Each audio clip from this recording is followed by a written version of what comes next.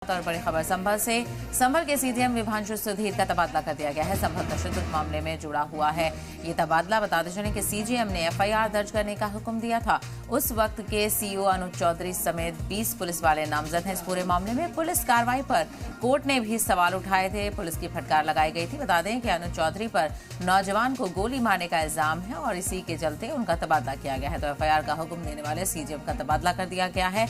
बड़ा अपडेट ये यहाँ पर देखने को मिला है। संभल में तशद्दुद को लेकर जो जांच हो रही है उसमें कहीं ना कहीं जो कानून है उसके तार भी जुड़ते हुए नजर आ रहे हैं। तो संभल के सीजीएम विभांशु सुधीर का तबादला किया गया है। संभल तशद्दुद मामले से जुड़ा है तबादला।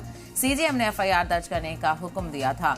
तो उस वक्त के सीओ अनुज चौधरी पर भी सवाल उठे थे और पुलिस कार्रवाई पर कोर्ट ने भी सवाल उठाए थे। उस वक्त के सीओ अनुज चौधरी समेत 20 पुलिस वाले नामजद हैं। पुलिस कार्रवाई पर कोर्ट ने सवाल उठाए थे।